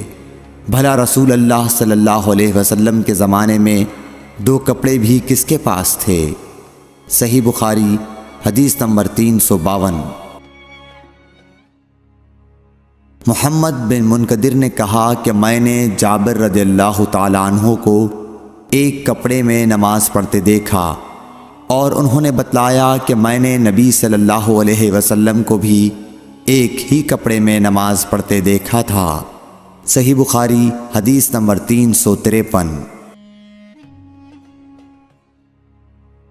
عمر بن ابی سلمہ سے روایت ہے کہ نبی کریم صلی اللہ علیہ وسلم نے ایک کپڑے میں نماز پڑھی، اور آپ نے کپڑے کے دونوں کناروں کو مخالف طرف کے کندھے پر ڈال لیا۔ صحیح بخاری حدیث نمبر 354۔ عمر بن ابی سلمہ سے روایت ہے کہ نبی کریم صلی اللہ علیہ وسلم کو ام سلمہ کے گھر میں ایک کپڑے میں نماز پڑھتے دیکھا۔ کپڑے کے دونوں کناروں کو آپ نے دونوں کندھوں پر ڈال رکھا تھا۔ صحیح بخاری حدیث نمبر 355۔ عمر بن ابی سلمہ نے خبر دی کہ میں نے رسول اللہ صلی اللہ علیہ وسلم کو حضرت ام سلمہ کے گھر میں ایک کپڑے میں نماز پڑھتے ہوئے دیکھا۔ آپ اسے لپیٹے ہوئے تھے اور اس کے دونوں کناروں کو دونوں کندھوں پر ڈالے ہوئے تھے۔ صحیح بخاری حدیث نمبر 356۔ ام ہانی بنت ابی طالب کے غلام ابو مرہ یزید نے بیان کیا کہ انہوں نے ام ہانی بنت ابی طالب سے یہ سنا۔ وہ فرماتی تھیں کہ میں فتح مکہ کے موقع پر نبی کریم صلی اللہ علیہ وسلم کی خدمت میں حاضر ہوئی۔ میں نے دیکھا کہ آپ غسل کر رہے ہیں اور آپ کی صاحبزادی فاطمہ پردہ کیے ہوئے ہیں۔ انہوں نے کہا کہ میں نے حضور صلی اللہ علیہ وسلم کو سلام کیا۔ آپ نے پوچھا کہ کون ہے؟ میں نے بتایا کہ ام ہانی بنت ابی طالب ہوں۔ آپ نے فرمایا اچھی آئی ہو ام ہانی۔ پھر جب آپ نہانے سے فارغ ہو گئے تو اٹھے اور 8 رکعت نماز پڑھی، ایک ہی کپڑے میں لپٹ کر۔ جب آپ نماز پڑھ چکے تو میں نے عرض کی کہ یا رسول اللہ صلی اللہ علیہ وسلم، میرے ماں کے بیٹے حضرت علی بن ابی طالب کا دعویٰ ہے کہ وہ ایک شخص کو ضرور قتل کرے گا، حالانکہ میں نے اسے پناہ دے رکھی ہے۔ یہ میرے خاوند حبیرہ کا فلاں بیٹا ہے۔ رسول کریم صلی اللہ علیہ وسلم نے فرمایا کہ ام ہانی جسے تم نے پناہ دے دی، ہم نے بھی اسے پناہ دے دی۔ ام ہانی نے کہا کہ یہ نماز چاشت تھی۔ صحیح بخاری حدیث نمبر 357۔ سعید بن مسیب سے روایت ہے، وہ حضرت ابو ہریرہ رضی اللہ تعالیٰ عنہ سے کہ ایک پوچھنے والے نے رسول اللہ صلی اللہ علیہ وسلم سے ایک کپڑے میں نماز پڑھنے کے متعلق پوچھا تو آپ صلی اللہ علیہ وسلم نے فرمایا کچھ برا نہیں، بھلا کیا تم سب میں ہر شخص کے پاس 2 کپڑے ہیں؟ صحیح بخاری حدیث نمبر 358۔ حضرت ابو ہریرہ رضی اللہ تعالیٰ عنہ سے روایت ہے کہ رسول اللہ صلی اللہ علیہ وسلم نے فرمایا کہ کسی شخص کو بھی ایک کپڑے میں نماز اس طرح نہ پڑھنی چاہیے کہ اس کے کندھوں پر کچھ نہ ہو۔ صحیح بخاری حدیث نمبر 359۔ حضرت ابو ہریرہ رضی اللہ تعالیٰ عنہ فرماتے تھے، میں اس کی گواہی دیتا ہوں کہ رسول اللہ صلی اللہ علیہ وسلم کو میں نے یہ ارشاد فرماتے سنا تھا کہ جو شخص ایک کپڑے میں نماز پڑھے اسے کپڑے کے دونوں کناروں کو اس کے مخالف سمت کے کندھے پر ڈال لینا چاہیے۔ صحیح بخاری حدیث نمبر 360۔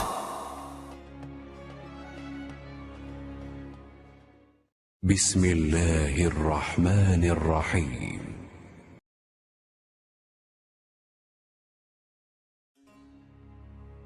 ہم سے یحییٰ بن صالح نے بیان کیا، کہا ہم سے فلیح بن سلیمان نے، وہ سعید بن حارث سے، کہا ہم نے جابر بن عبداللہ سے ایک کپڑے میں نماز پڑھنے کے بارے میں پوچھا، تو آپ نے فرمایا کہ میں نبی کریم صلی اللہ علیہ وسلم کے ساتھ ایک سفر غزوہ بوات میں گیا، ایک رات میں کسی ضرورت کی وجہ سے آپ کے پاس آیا، میں نے دیکھا کہ آپ صلی اللہ علیہ وسلم نماز میں مشغول ہیں۔ اس وقت میرے بدن پر صرف ایک ہی کپڑا تھا، اس لیے میں نے اسے لپیٹ لیا اور آپ کے بازو میں ہو کر میں بھی نماز میں شریک ہو گیا۔ جب آپ نماز سے فارغ ہوئے تو دریافت فرمایا، جابر اس رات کے وقت کیسے آئے؟ میں نے آپ صلی اللہ علیہ وسلم سے اپنی ضرورت کے متعلق کہا۔ جب میں فارغ ہو گیا تو آپ نے پوچھا کہ یہ تم نے کیا لپیٹ رکھا تھا جسے میں نے دیکھا؟ میں نے عرض کی کہ ایک ہی کپڑا تھا، اس طرح نہ لپیٹتا تو کیا کرتا؟ آپ صلی اللہ علیہ وسلم نے فرمایا کہ اگر وہ کشادہ ہو تو اسے اچھی طرح لپیٹ لیا کر، اور اگر تنگ ہو تو اس کو تہبند کے طور پر باندھ لیا کر۔ صحیح بخاری حدیث نمبر 361۔ ابو حازم سلمہ بن دینار نے بیان کیا سہل بن سعد ساعدی سے، انہوں نے کہا کہ کئی آدمی نبی کریم صلی اللہ علیہ وسلم کے ساتھ بچوں کی طرح اپنی گردنوں پر ازاریں باندھے ہوئے نماز پڑھتے تھے، اور عورتوں کو آپ کے زمانے میں حکم تھا کہ اپنے سروں کو سجدے سے اس وقت تک نہ اٹھائیں جب تک مرد سیدھے ہو کر بیٹھ نہ جائیں۔ صحیح بخاری حدیث نمبر 362۔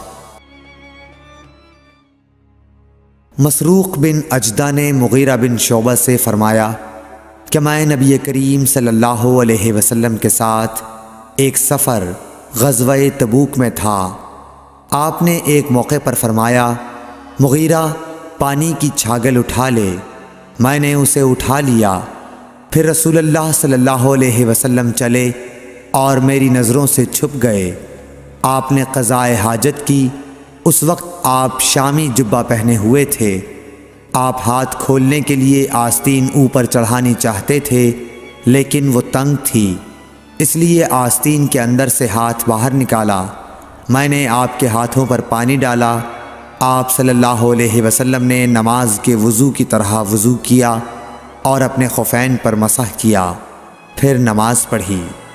صحیح بخاری حدیث نمبر 363۔ عمرو بن دینار نے جابر بن عبداللہ انصاری رضی اللہ تعالیٰ عنہ سے سنا، وہ بیان کرتے تھے کہ رسول اللہ صلی اللہ علیہ وسلم نبوت سے پہلے کعبے کے لیے قریش کے ساتھ پتھر ڈھو رہے تھے، اس وقت آپ تہبند باندھے ہوئے تھے، آپ صلی اللہ علیہ وسلم کے چچا عباس نے کہا کہ بھتیجے کیوں نہیں تم تہبند کھول لیتے اور اسے پتھر کے نیچے اپنے کاندھے پر رکھ لیتے تاکہ تم پر آسانی ہو جائے۔ حضرت جابر نے کہا کہ آپ صلی اللہ علیہ وسلم نے تہبند کھول لیا اور کاندھے پر رکھ لیا، اسی وقت غشی کھا کر گر پڑے، اس کے بعد آپ صلی اللہ علیہ وسلم کبھی ننگے نہیں دیکھے گئے۔ صحیح بخاری حدیث نمبر 364۔ حضرت ابو ہریرہ رضی اللہ تعالی عنہ نے فرمایا کہ ایک شخص نبی صلی اللہ علیہ وسلم کے سامنے کھڑا ہوا اور اس نے صرف ایک کپڑا پہن کر نماز پڑھنے کے بارے میں سوال کیا۔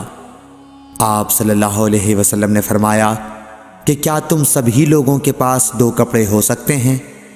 پھر یہی مسئلہ حضرت عمر رضی اللہ تعالی عنہ سے ایک شخص نے پوچھا تو انہوں نے کہا، جب اللہ تعالیٰ نے ہمیں فراغت دی ہے تو تم بھی فراغت کے ساتھ رہو۔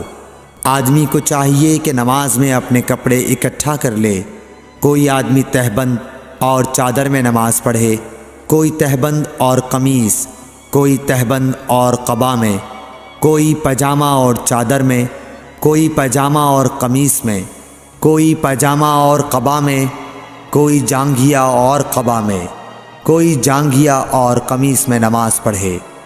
ابو ہریرہ رضی اللہ تعالی عنہ نے کہا کہ مجھے یاد آتا ہے کہ آپ نے یہ بھی کہا کہ کوئی جانگھیا اور چادر میں نماز پڑھے۔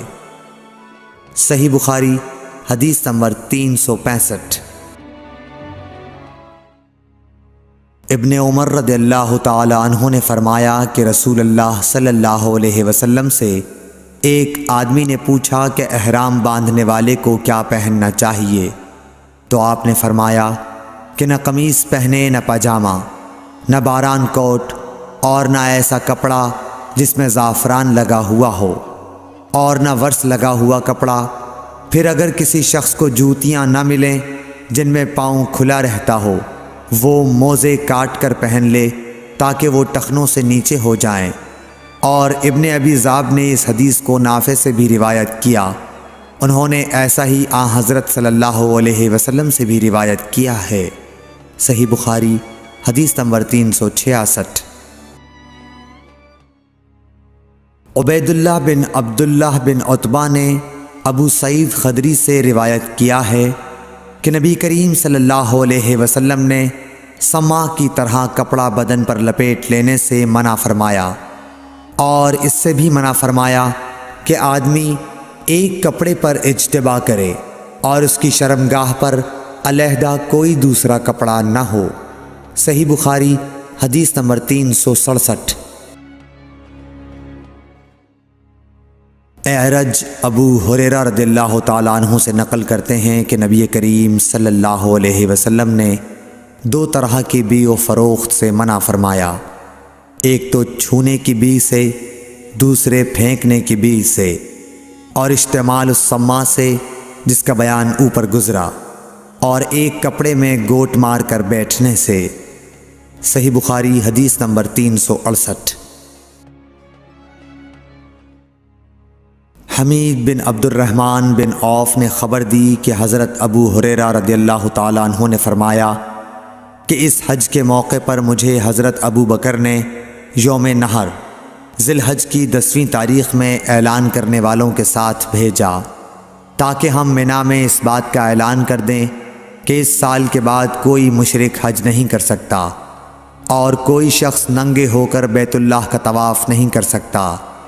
حمید بن عبد الرحمن نے کہا، اس کے بعد رسول اللہ صلی اللہ علیہ وسلم نے حضرت علی رضی اللہ تعالی عنہ کو حضرت ابو بکر کے پیچھے بھیجا اور انہیں حکم دیا کہ وہ سورہ برت پڑھ کر سنا دیں اور اس کے مضامین کا عام اعلان کر دیں۔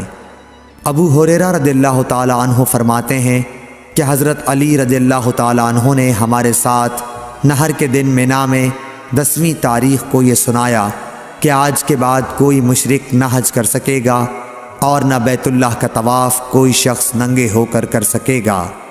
صحیح بخاری حدیث نمبر 369۔ عبد الرحمن بن ابو الموالی نے محمد بن مقدر سے کہا، میں جابر بن عبداللہ انصاری کی خدمت میں حاضر ہوا، وہ ایک کپڑا اپنے بدن پر لپیٹے ہوئے نماز پڑھ رہے تھے، حالانکہ ان کی چادر الگ رکھی ہوئی تھی۔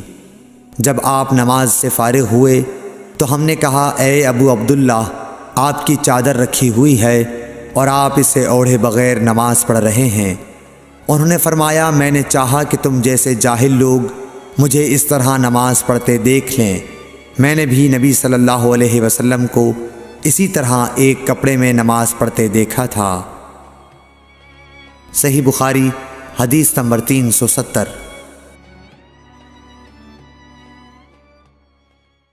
بسم اللہ الرحمن الرحیم۔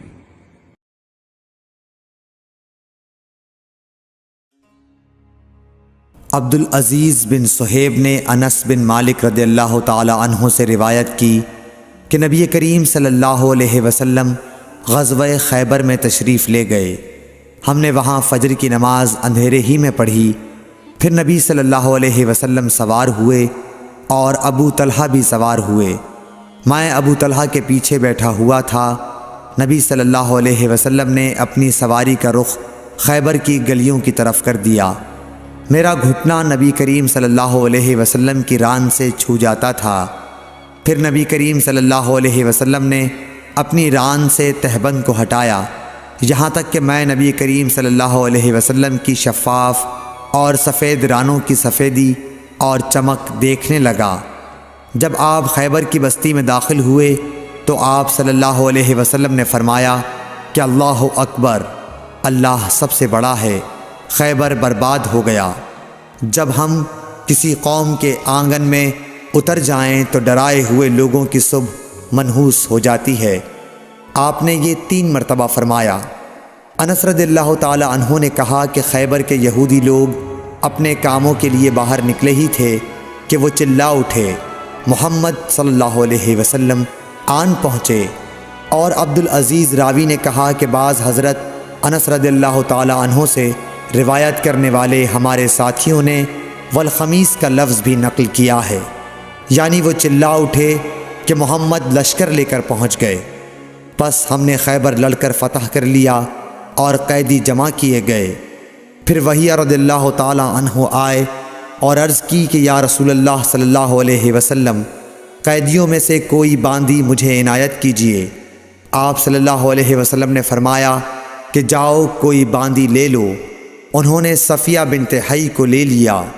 پھر ایک شخص نبی کریم صلی اللہ علیہ وسلم کی خدمت میں حاضر ہوا اور عرض کی کہ یا رسول اللہ، صفیہ جو قریظہ اور نزیر کے سردار کی بیٹی ہیں، انہیں آپ نے وحیہ کو دے دیا، وہ تو صرف آپ ہی کے لیے مناسب تھیں۔ اس پر آپ نے فرمایا کہ وحیہ کو صفیہ کے ساتھ بلاؤ۔ وہ لائے گئے۔ جب نبی کریم صلی اللہ علیہ وسلم نے انہیں دیکھا تو فرمایا کہ قیدیوں میں سے کوئی اور باندی لے لو۔ راوی نے کہا کہ پھر نبی کریم صلی اللہ علیہ وسلم نے صفیہ کو آزاد کر دیا اور انہیں اپنے نکاح میں لے لیا۔ ثابت بنانی نے حضرت انس رضی اللہ تعالی عنہ سے پوچھا کہ ابو حمزہ، ان کا مہر حضور صلی اللہ علیہ وسلم نے کیا رکھا تھا؟ حضرت انس رضی اللہ عنہ نے فرمایا کہ خود انہی کی آزادی ان کا مہر تھا اور اسی پر آپ نے نکاح کیا۔ پھر راستے ہی میں سلیم رضی اللہ عنہ حضرت انس رضی اللہ عنہ کی والدہ نے انہیں دلہن بنایا اور نبی کریم صلی اللہ علیہ وسلم کے پاس رات کے وقت بھیجا۔ اب نبی کریم صلی اللہ علیہ وسلم دلہا تھے، اس لیے آپ نے فرمایا کہ جس کے پاس بھی کچھ کھانے کی چیز ہو تو یہاں لائے۔ آپ نے ایک چمڑے کا دسترخوان بچھایا، بعض صحابہ کھجور لائے، بعض گھی۔ عبدالعزیز نے کہا کہ میرا خیال ہے حضرت انس رضی اللہ عنہ نے ستو کا بھی ذکر کیا۔ پھر لوگوں نے ان کا حلوہ بنا لیا۔ یہ رسول اللہ صلی اللہ علیہ وسلم کا ولیمہ تھا۔ صحیح بخاری حدیث نمبر 371۔ عروہ بن زبیر نے خبر دی کہ حضرت عائشہ رضی اللہ عنہا نے فرمایا کہ نبی صلی اللہ علیہ وسلم فجر کی نماز پڑھتے اور آپ صلی اللہ علیہ وسلم کے ساتھ نماز میں کئی مسلمان عورتیں اپنی چادریں اوڑھے ہوئے شریک نماز ہوتیں، پھر اپنے گھروں کو واپس چلی جاتی تھیں۔ اس وقت انہیں کوئی پہچان نہیں سکتا تھا۔ صحیح بخاری حدیث نمبر 372۔ ابن شہاب نے بیان کیا کہ انہوں نے عروہ سے ام المومنین حضرت عائشہ رضی اللہ تعالی عنہا سے کہ نبی صلی اللہ علیہ وسلم نے ایک چادر میں نماز پڑھی جس میں نقش و نگار تھے۔ آپ صلی اللہ علیہ وسلم نے انہیں ایک مرتبہ دیکھا، پھر جب نماز سے فارغ ہوئے تو فرمایا کہ میری یہ چادر ابو جہم عامر بن حذیفہ کے پاس لے جاؤ اور ان کی انجانیاں والی چادر لے آؤ، کیونکہ اس چادر نے ابھی نماز سے مجھ کو غافل کر دیا۔ اور ہشام بن عروہ نے اپنے والد سے روایت کی، انہوں نے عائشہ رضی اللہ عنہا سے کہ نبی صلی اللہ علیہ وسلم نے فرمایا کہ میں نماز میں اس کے نقش و نگار دیکھ رہا تھا، پس میں ڈرا کہ کہیں یہ مجھے غافل نہ کر دے۔ صحیح بخاری حدیث نمبر 373۔ عبدالعزیز بن صہیب نے انس رضی اللہ عنہ سے نقل کیا کہ حضرت عائشہ رضی اللہ عنہا کے پاس ایک رنگین باریک پردہ تھا جسے انہوں نے اپنے گھر کے ایک طرف پردے کے لیے لٹکا دیا تھا۔ آپ صلی اللہ علیہ وسلم نے فرمایا کہ میرے سامنے سے اپنا یہ پردہ ہٹا دو، کیونکہ اس پر نقش شدہ تصاویر برابر میری نماز میں خلل انداز ہوتی رہی ہیں۔ صحیح بخاری حدیث نمبر 374۔ عقبہ بن عامر نے کہا کہ نبی کریم صلی اللہ علیہ وسلم کو ایک ریشم کی قبا تحفے میں دی گئی، اسے آپ نے پہنا اور نماز پڑھی، لیکن آپ جب نماز سے فارغ ہوئے تو بڑی تیزی کے ساتھ اسے اتار دیا، گویا آپ اسے پہن کر ناگواری محسوس کر رہے تھے۔ پھر آپ نے فرمایا یہ پرہیزگاروں کے لائق نہیں ہے۔ صحیح بخاری حدیث نمبر 375۔ ابو جحیفہ وہب بن عبداللہ سے روایت ہے کہ میں نے رسول اللہ صلی اللہ علیہ وسلم کو ایک سرخ چمڑے کے خیمے میں دیکھا، اور میں نے یہ بھی دیکھا کہ بلال رضی اللہ تعالی عنہ حضور صلی اللہ علیہ وسلم کو وضو کرا رہے ہیں، اور ہر شخص آپ کے وضو کا پانی حاصل کرنے کے لیے ایک دوسرے سے آگے بڑھنے کی کوشش کر رہا ہے۔ اگر کسی کو تھوڑا سا بھی پانی مل جاتا تو وہ اسے اپنے اوپر مل لیتا، اور اگر کوئی پانی نہ پا سکتا تو اپنے ساتھی کے ہاتھ کی تری ہی حاصل کرنے کی کوشش کرتا۔ پھر میں نے بلال رضی اللہ تعالی عنہ کو دیکھا کہ انہوں نے اپنی ایک برچھی اٹھائی جس کے نیچے لوہے کا پھل لگا ہوا تھا، اور اسے انہوں نے گاڑ دیا۔ نبی کریم صلی اللہ علیہ وسلم ڈیرے میں سے ایک سرخ پوشاک پہنے ہوئے تہبند اٹھائے ہوئے باہر تشریف لائے اور برچھی کی طرف منہ کر کے لوگوں کو 2 رکعت نماز پڑھائی۔ میں نے دیکھا کہ آدمی اور جانور برچھی کے پرے سے گزر رہے تھے۔ صحیح بخاری حدیث نمبر 376۔ لوگوں نے سہل بن سعد سعدی سے پوچھا کہ منبر نبوی کس چیز کا تھا؟ آپ نے فرمایا کہ اب دنیا اسلام میں اس کے متعلق مجھ سے زیادہ جاننے والا کوئی باقی نہیں رہا۔ منبر غابہ کے چھاؤ سے بنا تھا، فلاں عورت کے غلام فلاں نے اسے رسول اللہ صلی اللہ علیہ وسلم کے لیے بنایا تھا۔ جب وہ تیار کر کے مسجد میں رکھا گیا تو رسول اللہ صلی اللہ علیہ وسلم اس پر کھڑے ہوئے، اور آپ نے قبلے کی طرف اپنا منہ کیا اور تکبیر کہی، اور لوگ آپ کے پیچھے کھڑے ہو گئے۔ پھر آپ نے قرآن مجید کی آیتیں پڑھیں اور رکوع کیا۔ آپ کے پیچھے تمام لوگ بھی رکوع میں چلے گئے۔ پھر آپ نے اپنا سر اٹھایا، پھر اسی حالت میں آپ الٹے پاؤں پیچھے ہٹے، پھر زمین پر سجدہ کیا، پھر منبر پر دوبارہ تشریف لائے اور قرأت کی، پھر رکوع کیا، پھر رکوع سے سر اٹھایا اور قبلے ہی کی طرف رخ کیے ہوئے پیچھے لوٹے اور زمین پر سجدہ کیا۔ یہ ہے منبر کا قصہ۔ امام ابو عبداللہ بخاری نے کہا کہ علی بن عبداللہ مدینی نے کہا کہ مجھ سے امام احمد بن حنبل نے اس حدیث کو پوچھا۔ علی نے کہا کہ میرا مقصد یہ ہے کہ نبی کریم صلی اللہ علیہ وسلم نماز میں لوگوں سے اونچے مقام پر کھڑے ہوئے تھے، اس لیے اس میں کوئی حرج نہ ہونا چاہیے کہ امام مقتدیوں سے اونچی جگہ پر کھڑا ہو۔ علی بن مدینی کہتے ہیں کہ میں نے امام احمد بن حنبل سے کہا کہ سفیان بن عینیہ سے یہ حدیث اکثر پوچھی جاتی تھی، آپ نے بھی یہ حدیث ان سے سنی ہے؟ تو انہوں نے جواب دیا کہ نہیں۔ صحیح بخاری حدیث نمبر 377۔ حمید طویل نے خبر دی انس بن مالک سے کہ نبی کریم صلی اللہ علیہ وسلم 5 ہجری میں اپنے گھوڑے سے گر گئے تھے، جس سے آپ کی پنڈلی یا کندھا زخمی ہو گئے، اور آپ نے 1 مہینے تک اپنی بیویوں کے پاس نہ جانے کی قسم کھائی۔ آپ اپنے بالا خانے پر بیٹھ گئے جس کے زینے کھجور کے تنوں سے بنائے گئے تھے۔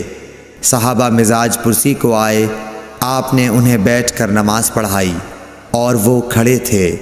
جب آپ نے سلام پھیرا تو فرمایا کہ امام اس لیے ہے کہ اس کی پیروی کی جائے۔ پس جب وہ تکبیر کہے تو تم بھی تکبیر کہو، اور جب وہ رکوع میں جائے تو تم بھی رکوع میں جاؤ، اور جب وہ سجدہ کرے تو تم بھی سجدہ کرو، اور اگر کھڑے ہو کر تمہیں نماز پڑھائے تو تم بھی کھڑے ہو کر نماز پڑھو۔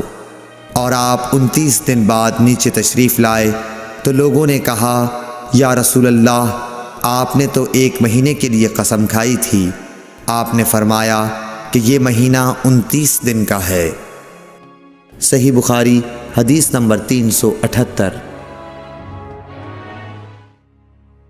عبداللہ بن شداد نے حضرت میمونہ رضی اللہ تعالی عنہ سے روایت کی، آپ نے فرمایا کہ نبی صلی اللہ علیہ وسلم نماز پڑھتے اور حائضہ ہونے کے باوجود میں ان کے سامنے ہوتی۔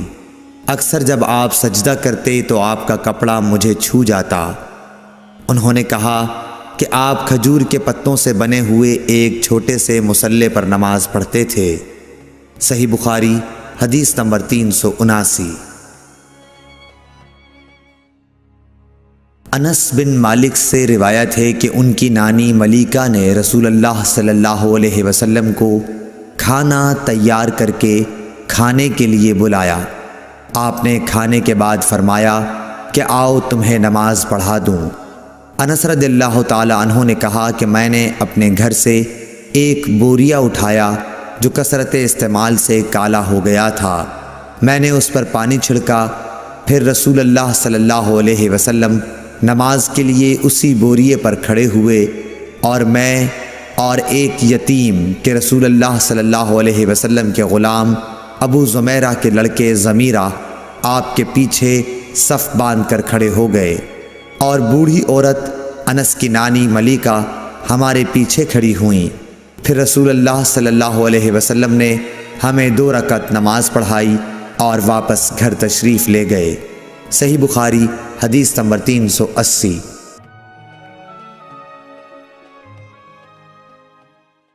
بسم اللہ الرحمن الرحیم۔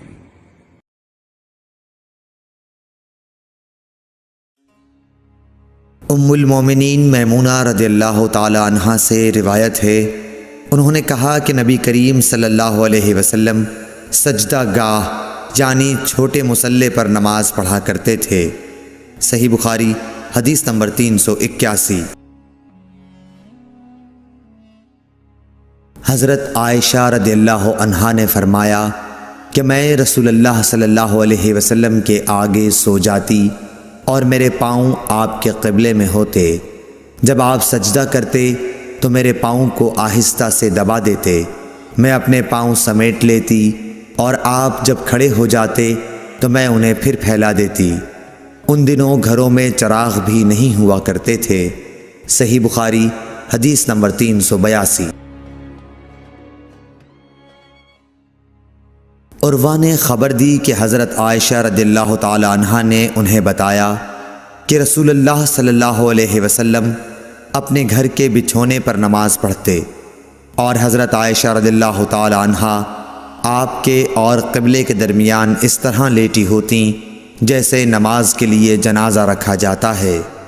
صحیح بخاری حدیث نمبر 383۔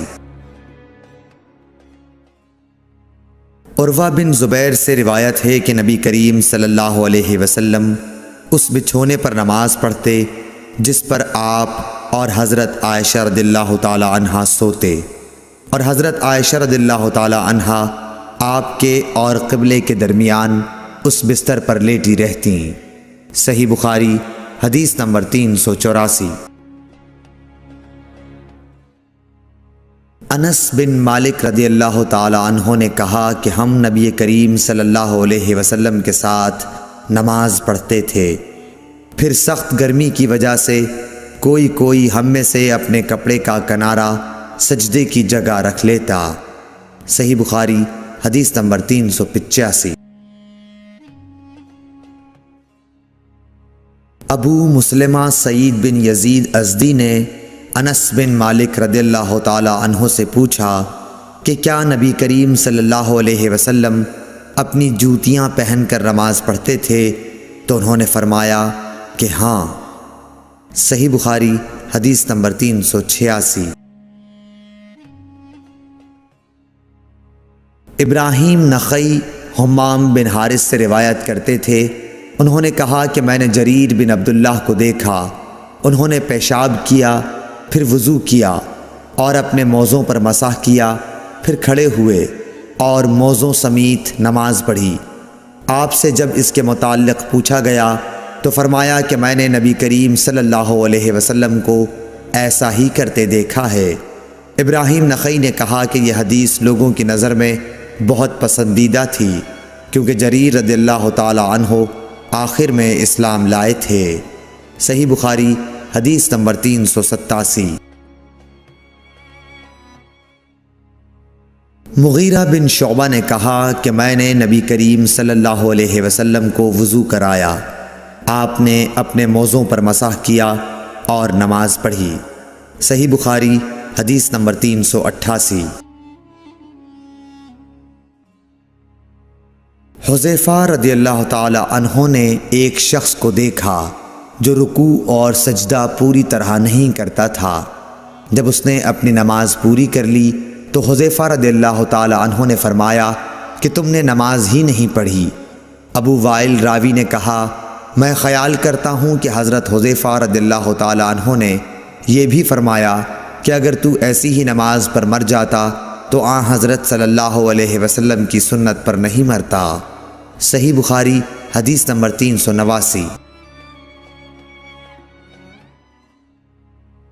عبداللہ بن مالک بن بحینہ سے روایت ہے کہ نبی کریم صلی اللہ علیہ وسلم جب نماز پڑھتے تو اپنے بازوؤں کے درمیان اس قدر کشادگی کر دیتے کہ دونوں بغلوں کی سفیدی ظاہر ہونے لگتی تھی۔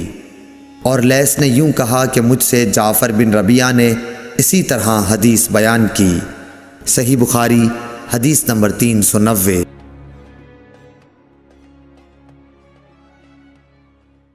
بسم اللہ الرحمن الرحیم۔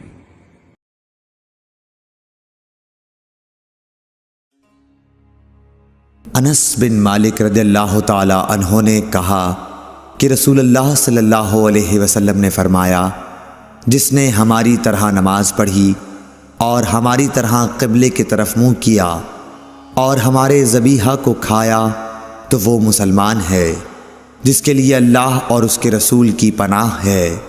پس تم اللہ کے ساتھ اس کی دی ہوئی پناہ میں خیانت نہ کرو۔ صحیح بخاری حدیث نمبر 391۔ انس بن مالک رضی اللہ تعالی عنہ سے روایت ہے کہ رسول اللہ صلی اللہ علیہ وسلم نے فرمایا، مجھے حکم دیا گیا ہے کہ میں لوگوں کے ساتھ جنگ کروں یہاں تک کہ وہ لا الہ الا اللہ کہیں۔ پس جب وہ اس کا اقرار کر لیں اور ہماری طرح نماز پڑھنے لگیں اور ہمارے قبلے کی طرف نماز میں منہ کریں اور ہمارے ذبیحہ کو کھانے لگیں تو ان کا خون اور ان کے اموال ہم پر حرام ہو گئے مگر کسی حق کے بدلے، اور باطن میں ان کا حساب اللہ پر رہے گا۔ صحیح بخاری حدیث نمبر 392۔ میمون بن سیاح نے حضرت انس بن مالک رضی اللہ تعالی عنہ سے پوچھا کہ اے ابو حمزہ، آدمی کی جان اور مال پر زیادتی کو کیا چیزیں حرام کرتی ہیں؟ تو انہوں نے فرمایا کہ جس نے گواہی دی کہ اللہ کے سوا کوئی معبود نہیں اور ہمارے قبلے کی طرف منہ کیا اور ہماری نماز کی طرح نماز پڑھی اور ہمارے ذبیحہ کو کھایا تو وہ مسلمان ہے۔ پھر اس کے وہی حقوق ہیں جو عام مسلمانوں کے ہیں، اور اس کی وہی ذمہ داریاں ہیں جو عام مسلمانوں پر ہیں۔ اور ابن ابی مریم نے کہا، ہمیں یحییٰ بن ایوب نے خبر دی، انہوں نے کہا ہم سے حمید نے حدیث بیان کی، انہوں نے کہا ہم سے انس بن مالک رضی اللہ عنہ نے نبی کریم صلی اللہ علیہ وسلم سے نقل کر کے حدیث بیان کی۔ صحیح بخاری حدیث نمبر 393۔ ابو ایوب انصاری رضی اللہ تعالی عنہ سے روایت ہے کہ رسول اللہ صلی اللہ علیہ وسلم نے فرمایا، جب تم قضائے حاجت کے لیے جاؤ تو اس وقت نہ قبلے کی طرف منہ کرو اور نہ پیٹھ کرو، بلکہ مشرق یا مغرب کی طرف اس وقت اپنا منہ کر لیا کرو۔ ابو ایوب نے فرمایا کہ ہم جب شام میں آئے تو یہاں کے بیت الخلا قبلہ رخ بنے ہوئے تھے۔ جب ہم قضائے حاجت کے لیے جاتے تو ہم مڑ جاتے اور اللہ عز و جل سے استغفار کرتے تھے۔ اور ظاہری نے عطا سے اس حدیث کو اسی طرح روایت کیا۔ اس میں یوں ہے کہ عطا نے کہا میں نے ابو ایوب سے سنا، انہوں نے اسی طرح حضرت صلی اللہ علیہ وسلم سے سنا۔ صحیح بخاری حدیث نمبر 394۔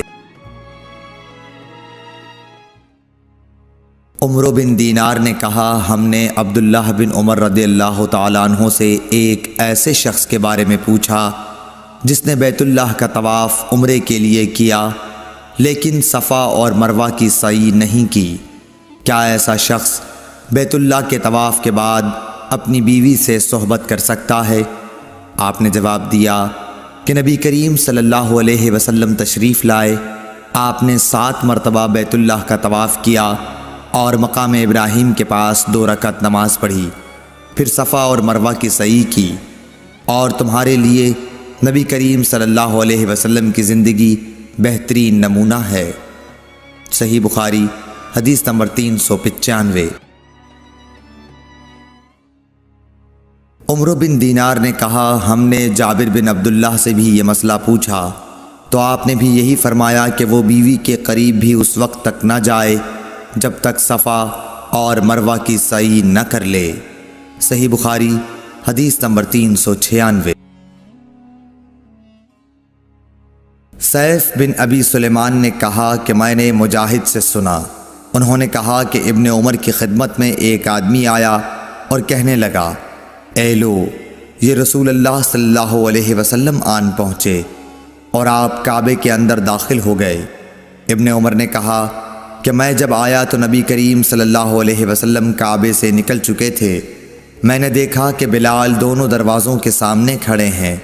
میں نے بلال سے پوچھا کہ کیا نبی کریم صلی اللہ علیہ وسلم نے کعبے کے اندر نماز پڑھی ہے؟ انہوں نے کہا کہ ہاں 2 رکعت ان 2 ستونوں کے درمیان پڑھی تھی جو کعبے میں داخل ہوتے وقت بائیں طرف واقع ہیں۔ پھر جب باہر تشریف لائے تو کعبے کے سامنے 2 رکعت نماز ادا فرمائی۔ صحیح بخاری حدیث نمبر 397۔ عطا بن ابی رباح نے کہا کہ میں نے ابن عباس رضی اللہ تعالیٰ عنہ سے سنا کہ جب نبی کریم صلی اللہ علیہ وسلم کعبے کے اندر تشریف لے گئے تو اس کے چاروں کونوں میں آپ نے دعا کی اور نماز پڑھی۔ پھر جب باہر تشریف لائے تو 2 رکعت نماز کعبے کے سامنے پڑھی اور فرمایا کہ یہی قبلہ ہے۔ صحیح بخاری حدیث نمبر 398۔ حضرت برا بن عازب رضی اللہ تعالیٰ عنہ سے روایت ہے کہ نبی کریم صلی اللہ علیہ وسلم نے 16 یا 17 ماہ تک بیت المقدس کی طرف منہ کر کے نمازیں پڑھیں، اور رسول اللہ صلی اللہ علیہ وسلم دل سے چاہتے تھے کہ کعبے کی طرف منہ کر کے نماز پڑھیں۔ آخر اللہ تعالیٰ نے یہ آیت نازل فرمائی، ہم آپ کا آسمان کی طرف بار بار چہرہ اٹھانا دیکھتے ہیں۔ پھر آپ نے کعبے کی طرف منہ کر لیا اور احمقوں نے جو یہودی تھے کہنا شروع کیا کہ انہیں اگلے قبلے سے کس چیز نے پھیر دیا۔ آپ فرما دیجئے کہ اللہ ہی کی ملکیت ہے مشرق اور مغرب، اللہ جس کو چاہتا ہے سیدھے راستے کی ہدایت کر دیتا ہے۔ جب قبلہ بدلا تو ایک شخص نے نبی کریم صلی اللہ علیہ وسلم کے ساتھ نماز پڑھی، پھر نماز کے بعد وہ چلا اور انصار کی ایک جماعت پر اس کا گزر ہوا جو عصر کی نماز بیت المقدس کی طرف منہ کر کے پڑھ رہے تھے۔